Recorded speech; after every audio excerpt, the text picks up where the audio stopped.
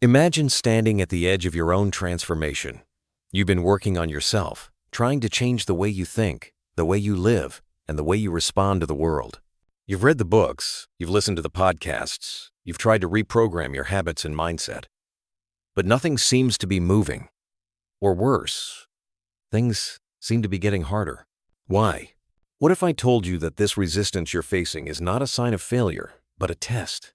A necessary threshold that must be crossed before your reality can truly shift? Picture this.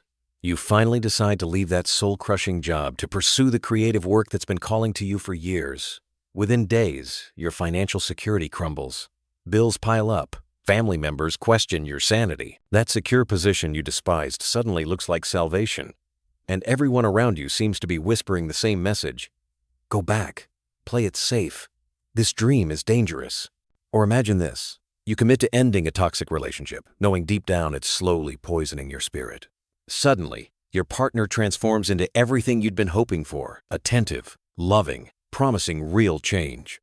Friends tell you you're being too harsh. Loneliness hits you like a physical weight.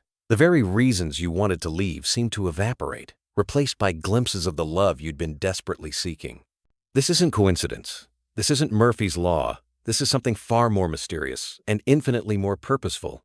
The universe, or more precisely, the deep structures of the psyche, as Carl Jung described them, tests you before allowing your external world to change.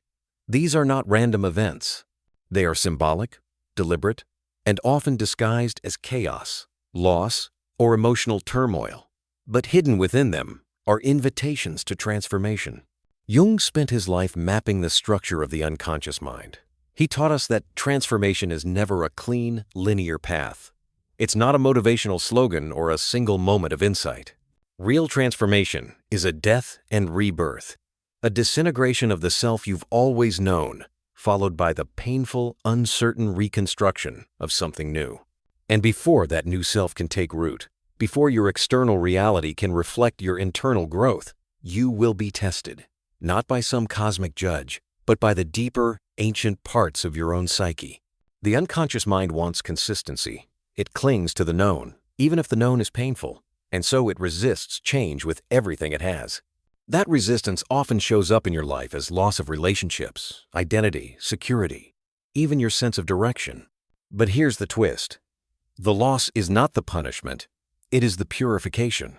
The universe doesn't test you because you are weak. It tests you because you are close to becoming strong. This is the paradox of change. The closer you get to the breakthrough, the more intense the resistance becomes. You may start to question everything. Why are things falling apart when I'm trying to grow? Why do people leave my life when I'm finally finding myself? Why do I feel more alone, more doubtful, more raw? And that's exactly the point. These are not obstacles to your transformation. They are proof of it. In Jungian psychology, this process is called individuation, the journey toward becoming whole. It requires confrontation with your shadows, your complexes, and your unconscious patterns. And that confrontation is rarely gentle. Have you ever felt like your life was crumbling just when you were trying to make it better? Have you ever felt like you were being pulled backward just when you thought you were stepping forward? If so, you are not alone. This is the hidden part of the growth process that no one warns you about, the part where things get darker before they get brighter. And yet this darkness serves a purpose. Jung said, "There is no coming to consciousness without pain." The breakdown is part of the awakening. What breaks down are the illusions, the false beliefs, the attachments you thought you needed, the roles you thought defined you. These must dissolve before the new version of you, the more aligned, conscious, and powerful self, can emerge. But here's where the test sharpens.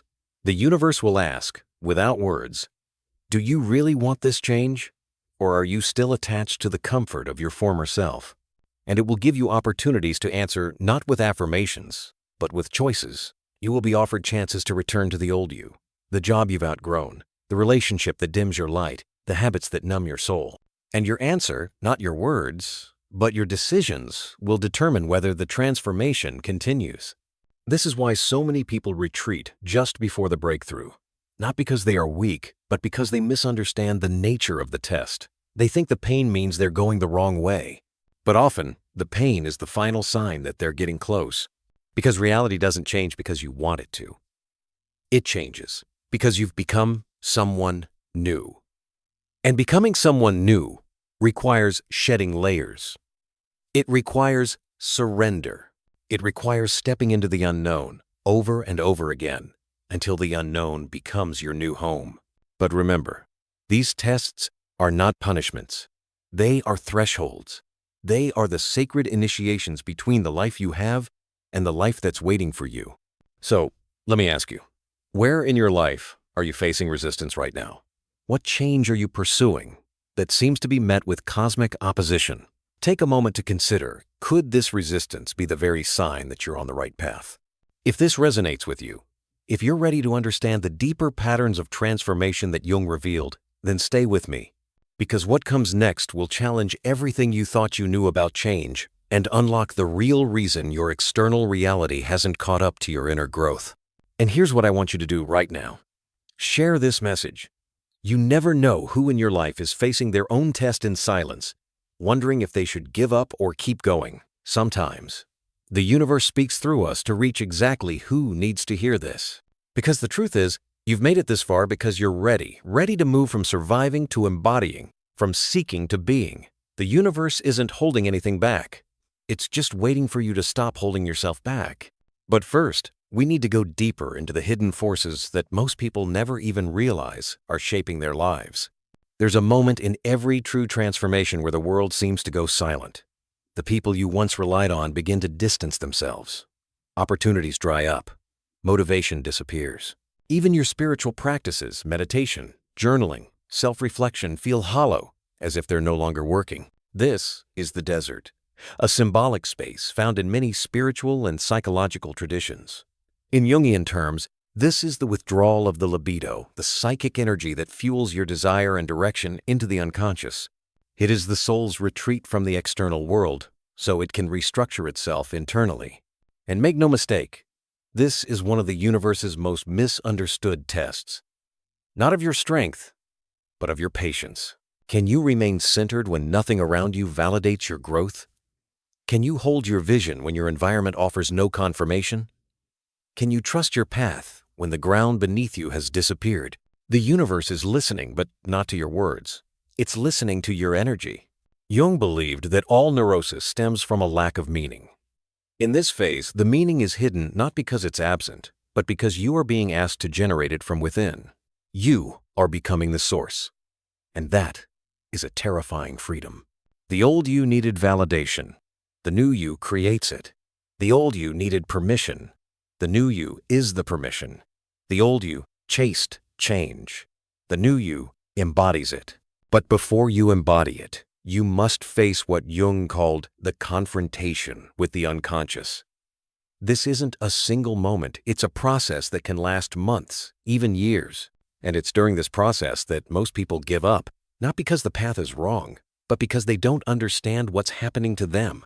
Friedrich Nietzsche wrote, "He who would learn to fly one day must first learn to stand and walk and run and climb and dance.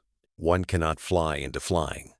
But what he didn't mention is that before you learn to fly, there's often a period where you forget how to walk. This is the psychological phenomenon Jung termed enantiodromia, the tendency of things to turn into their opposite at the peak of their development. Just when you think you're making progress, everything seems to regress.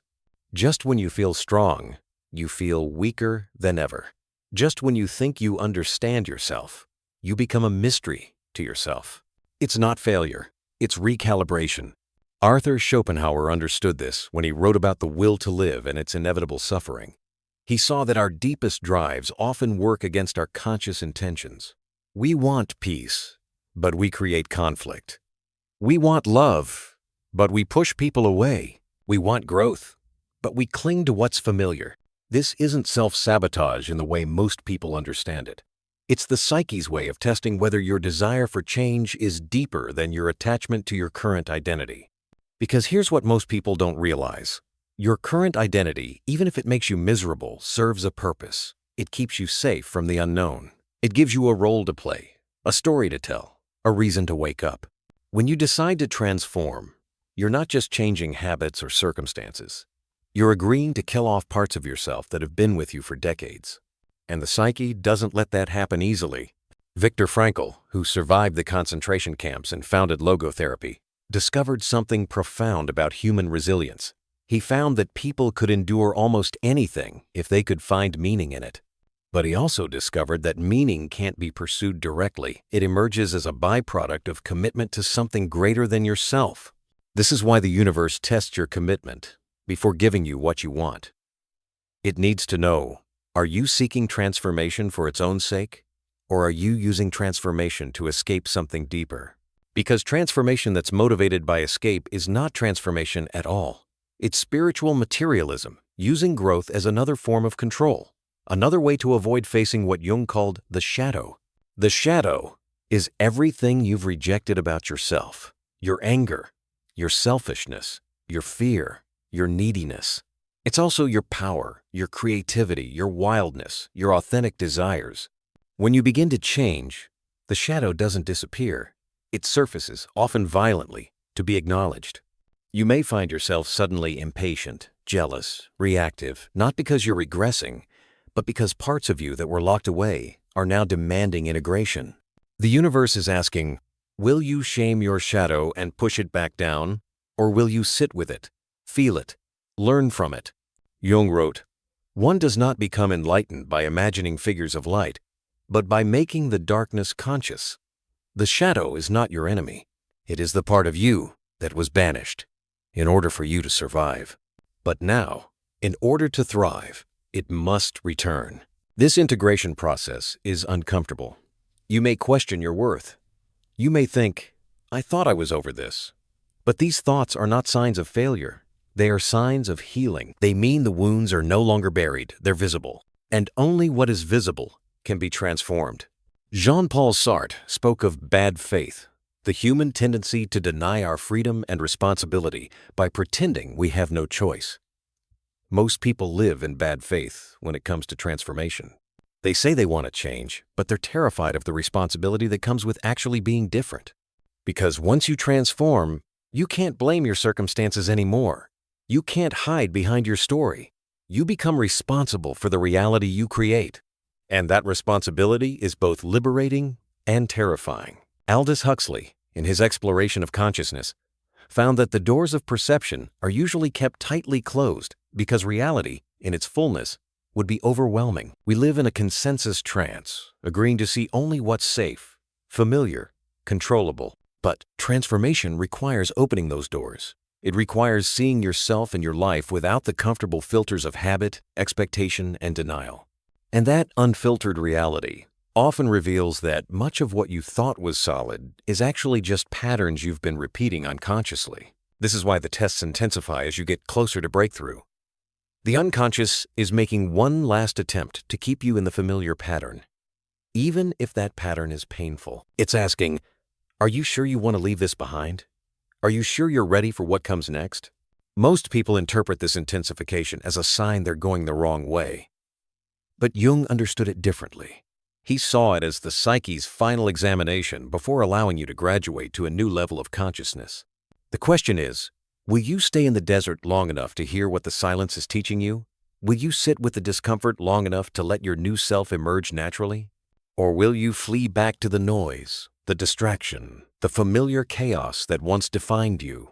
Because what happens next when you finally stop running from the test and start embracing it will reveal why the universe had to break you down before it could build you up.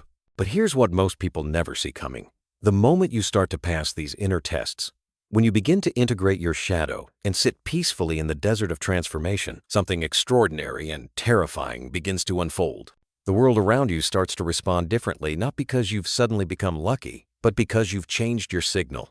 Your energy, the invisible frequency you emit through thoughts, emotions, and beliefs, begins to align with a higher order. And reality, which has always been a mirror, starts reflecting this new frequency back to you in ways that feel almost supernatural. Carl Jung referred to this as the transcendent function, the mechanism by which opposites in the psyche integrate into something new. When this integration occurs, the psyche enters a state of coherence. You become internally united. And when you are internally united, the world reflects that unity back to you. You start noticing synchronicities, those meaningful coincidences that seem far too precise to be random. A book appears with exactly the message you needed. A person enters your life just as you're ready for a new connection. An opportunity shows up that mirrors your inner readiness perfectly. Jung believed synchronicity was not mere chance. He called it a causal connecting principle, a way in which the psyche and the external world mirror each other through meaning, not causality. This is the sign that your internal transformation is beginning to shape your external reality. But here's the secret most people miss. The outer shift never comes first. It only arrives when the inner structure is stable enough to hold it. Think of it like renovating a house. If the foundation is still shaky, full of cracks, unexamined trauma, false narratives, unconscious patterns, then building something new on top of it is not only unsustainable, it's dangerous. The old reality will pull you back. Your subconscious will sabotage the new patterns before they can take root. Jung called this the problem of the evolved individual. As you become more conscious, you inevitably become different from the collective consciousness around you. You see things others don't see. You feel things others don't feel. You're compelled by visions that others can't understand. And here's where it gets psychologically complex. Part of you may start to judge the unconsciousness around you. Part of you may feel superior, enlightened, chosen. This is what spiritual traditions call spiritual pride, and it's one of the most dangerous traps on the path of transformation. Because the moment you start believing you're better than others because of your growth, you stop growing. You create a new ego identity around being evolved, and this becomes just another prison, more subtle but equally limiting. The universe will test this too. It will put you in situations where your spiritual pride is challenged, where you're forced to face your own unconsciousness, where you remember that transformation is not about becoming perfect, it's about becoming real. There's also a cognitive consequence that few people anticipate. As you integrate more of your unconscious material, as you become aware of patterns that once ran automatically, your mind begins to work differently. You start seeing the world in systems, in patterns, in deeper connections that others miss. This can be disorienting. You may feel like you're living in a different reality than everyone else because in many ways you are. Your perception has been fundamentally altered by the integration work. What once seemed solid now appears fluid. What once seemed separate now appears interconnected. Some people call this seeing the matrix. Others call it awakening. Jung might have called it the expansion of consciousness. But whatever you call it, it comes with a price. You can never unknow what you now know. You can never unsee what you've seen. This is why the universe tests you so thoroughly before allowing these shifts to occur. Once you cross certain thresholds of awareness, there's no going back. The old comfortable illusions no longer work. The old ways of numbing, distracting, or avoiding no longer provide relief. You become responsible for living at a higher level of consciousness, even when it would be easier to fall back into unconscious patterns, even when the people around you don't understand your choices, even when your new way of being feels isolating or overwhelming. But perhaps the most profound consequence is this. As your external reality begins to mirror your internal coherence, you realize that you've been living in a self-created prison your entire life. The limitations you thought were imposed by circumstances, by other people, by fate, you discover that most of them were actually imposed by your own unconscious beliefs and patterns. This realization is both liberating and devastating. Liberating because it means you have far more power than you ever imagined. Devastating because it means you've been complicit in your own suffering, often for decades. The question becomes, now that you know this, now that you've seen behind the curtain of your own reality creation, what will you do with this knowledge? Will you use it to create a life of greater meaning, purpose, and authenticity? Or will you be overwhelmed by the responsibility and try to go back to sleep? Because once you understand how the tests work, once you see the connection between inner transformation and outer reality, the universe presents you with its ultimate challenge, not the challenge of enduring pain, but the challenge of wielding power responsibly. And that's where most people either ascend to their next level of being or fall into the most seductive trap of all. The most seductive trap is this: the belief that once you've passed the universe's tests, once you've integrated your shadow and achieved inner coherence, the work is done, that you've arrived, that you can now coast on your newfound wisdom and watch as reality bends to your will. This is the trap of spiritual materialism, using transformation as another form of ego enhancement, another way to feel special, chosen, or superior to those still struggling in unconsciousness. But Jung understood something that most seekers never grasp. Individuation is not a destination. It's a continuous process of becoming. The moment you think you've figured it out is the moment you stop growing. The moment you stop growing is the moment the universe prepares its next test. So how do you break free from this cycle? How do you move beyond the endless testing into a state of authentic, sustained transformation? The answer lies in what Jung called the transcendence of opposites. Instead of seeing the tests as something to overcome, you learn to see them as something to dance with. Instead of trying to pass them once and for all, you develop the capacity to flow with them as they arise. This is the rebellion. Refusing to play the game of spiritual achievement and instead embracing what I call conscious participation in your own evolution. Let me show you what this looks like practically. First, you stop trying to eliminate the tests and start learning to recognize them as they appear. When resistance arises around a decision you know you need to make, instead of fighting it or interpreting it as a sign you're on the wrong path, you pause and ask, what is this resistance trying to teach me? What part of me is afraid of this change? And what does it need to feel safe enough to let go? This is not positive thinking. This is psychological archaeology, carefully excavating the unconscious patterns that create the resistance in the first place. When Jung worked with his patients, he didn't try to eliminate their neuroses. He helped them understand the purpose their neuroses served, the protection they provided, the needs they were trying to meet. Only when the conscious mind understood the unconscious motivation could real integration occur. Second, you learn to distinguish between the ego's agenda and the self's calling. The ego wants transformation that feels good, looks impressive, and brings external validation. The self, Jung's term for the deeper organizing principle of the psyche, is interested in wholeness, which often requires embracing what the ego considers unacceptable. The ego wants to be the hero of your transformation story. The self is willing to be the fool, the beginner, the one who doesn't have it all figured out.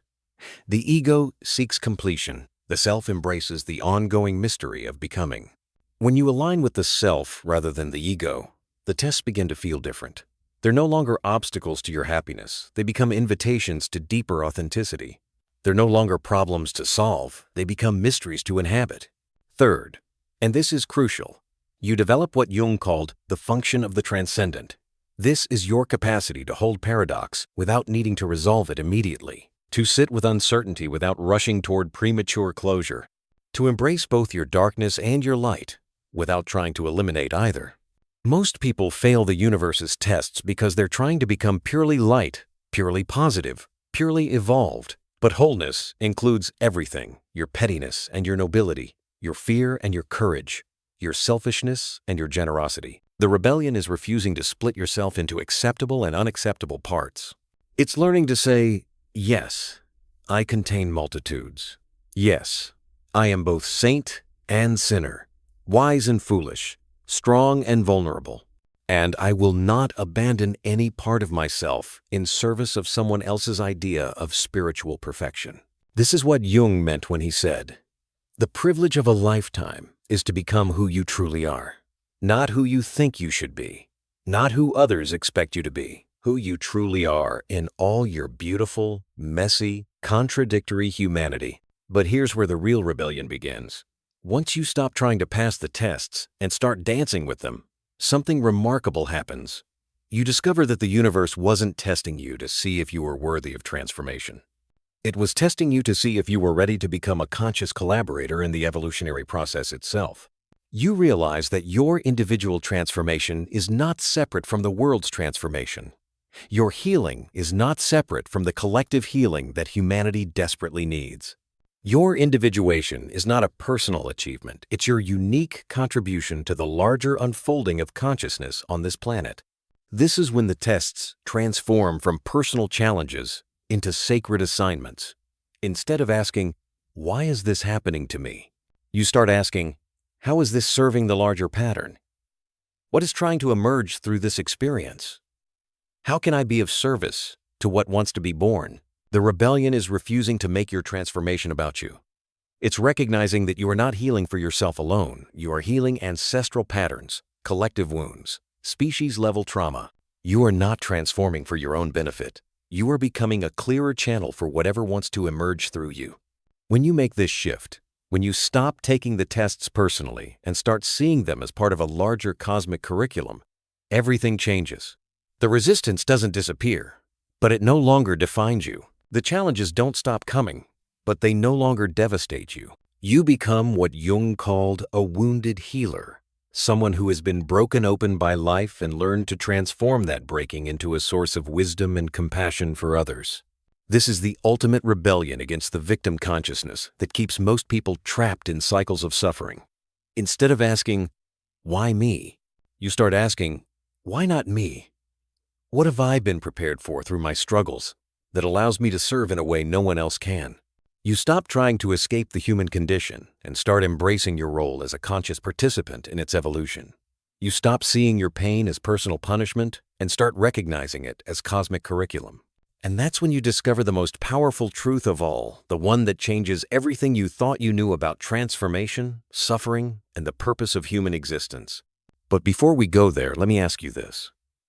What would change in your life if you stopped seeing your struggles as problems and started seeing them as preparation? What if your deepest wounds were actually your greatest qualifications for the work you came here to do? Take a moment with that question, because your answer will determine whether you remain stuck in the testing phase or graduate to something far more profound, the realization of why you chose to be here in this lifetime, at this exact moment in human history. Now we arrive at the most sacred and powerful truth of all, the one that determines whether your transformation will take root and whether your new reality will fully manifest.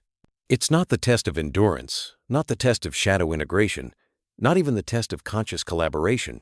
It is the test of authentic expression. After all the healing, the letting go, the silence, and the inner work, the universe asks you one final question. Will you live as who you truly are, even if no one understands you? This is the ultimate threshold between the self you have discovered and the world you must now reintroduce yourself to. Because it is one thing to awaken in solitude, it is another to embody that awakening in a world that may still be asleep. Carl Jung said, "The privilege of a lifetime is to become who you truly are. But it is not a privilege that comes without cost. To be authentic radically and unapologetically is to stand without armor, without mask, and without compromise in the presence of others." And here's what most people miss. Authenticity is not about self-expression alone. It is about self-alignment. It is not performance, it is presence. It means saying no when you used to say yes. It means following a deeper knowing even when logic and everyone around you suggests otherwise. It means risking rejection, ridicule, or misunderstanding, not for the sake of rebellion, but for the sake of your soul. This test doesn't come with drama. It's quiet, subtle, but it's the one test that either solidifies your new reality or sends you spiraling back into your old one. Because if you betray your truth to remain accepted, liked, or comfortable, the unconscious notices, and so does the universe. Reality does not respond to your words. It responds to your frequency. And nothing lowers your frequency faster than self-betrayal, even if it's small, even if it's polite, even if it's justified. In Jungian psychology, there is a concept called the persona, the social mask you wear to function in the world. It's necessary to a degree, but when the persona becomes the primary identity, your true self goes underground. You begin to live a life that is admired but not alive. You can feel this split inside you. You sense when your words are not yours, when your actions are slightly off, when your smile is real but not rooted in joy. This inner misalignment breeds anxiety, fatigue, disconnection. So the final test is this. Can you remain rooted in your truth even when the world offers you comfort in exchange for your silence? This is not about becoming confrontational, it's about becoming real. It's not about pushing people away, it's about no longer pulling yourself apart just to keep them close. Because here's the deeper truth. When you live in full alignment with who you truly are, the universe not only reflects that alignment, it expands it. The right people begin to find you. The right experiences begin to magnetize to you. And most importantly, you feel a peace that no external condition can touch because it's rooted in your being, not your circumstances. But make no mistake, this takes courage, radical courage, the kind that doesn't roar but whispers, "This is who I am, and I will no longer abandon myself." And this courage is not built in a day. It is forged through every test you've already passed. You've sat in the silence. You've faced your shadow. You've mourned your false identities. You've welcomed the calm. Now you must embody your truth. And when you do, when your words, your energy, your choices, and your presence all say the same thing, the universe has no choice but to reflect it. Because your outer reality is always a mirror of your inner permission. The life you want is already circling you, waiting to land. But it needs a stable runway. That runway is your authenticity. You don't have to shout. You don't have to prove. You don't even have to explain. You only have to be. As Jung said, the most terrifying thing is to accept oneself completely. And yet, it is the most liberating thing you will ever do. But here's the final revelation, the one that makes everything else make sense. The universe doesn't test you to see if you're worthy of transformation. It tests you to see if you're ready to become a force of transformation yourself. Every breakdown was preparing you for breakthrough, not just your own, but for others who would need someone who had walked through the fire and emerged with wisdom. Every moment of isolation was teaching you self-reliance so you could offer genuine strength to others. Every shadow you integrated was expanding your capacity to hold space for others' darkness without judgment. Every test was not about what you could endure, but about who you could become in service to something larger than yourself. You see, individual transformation and collective evolution are not separate processes. When you heal ancestral patterns. When you integrate your shadow, you reduce the shadow in the collective unconscious. When you become authentic, you give others permission to do the same. This is why the resistance was so intense. This is why the tests felt so personal, so targeted, so relentless. Because you weren't just changing your own life, you were participating in the evolution of human consciousness itself. Jung called this the collective unconscious, the shared psychic space that connects all humanity. When one person individuates, when they become fully conscious and authentically themselves, they create a ripple effect that touches countless others. You are not healing for yourself alone. You are becoming a clear channel for whatever wants to emerge through you into the world. Your transformation is your contribution to the healing of humanity. And when you understand this, when you see your struggles not as personal punishment but as cosmic curriculum preparing you for service, everything changes. The pain becomes sacred because it's meaningful. The tests become gifts because they're purposeful. The loneliness becomes preparation because it's necessary for the work you came here to do. You stop asking, "Why me?" and start asking, "Why not me? What have I been prepared for through my struggles that allows me to serve in a way no one else can?" You realize that your wounds are not your weakness, they are your qualifications. Your struggles are not your shame, they are your specialty. Your darkness is not your defect, it is your depth.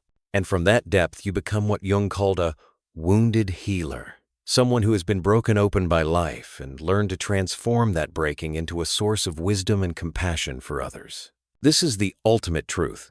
You are not here by accident. You are not struggling by coincidence. You are not transforming for your own benefit alone. You are here as an agent of consciousness evolution. You are struggling because growth requires friction. You are transforming because the world needs who you are becoming. The universe tests you not to break you, but to forge you, not to diminish you, but to reveal your unshakable essence, not to keep you small, but to prepare you for the largeness of your true purpose. So let me ask you one final question. What if your deepest struggles were actually your greatest qualifications for the work you came here to do? What if your transformation is not about fixing yourself, but about becoming yourself so fully that you naturally inspire others to do the same?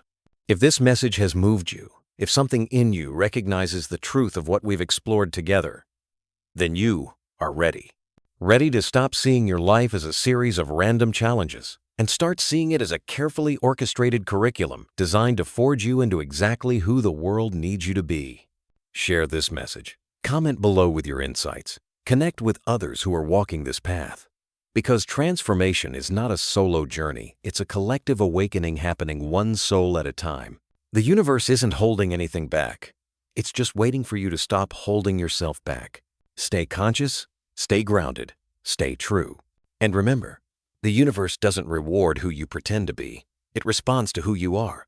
Until next time, keep walking the path. The world needs your light.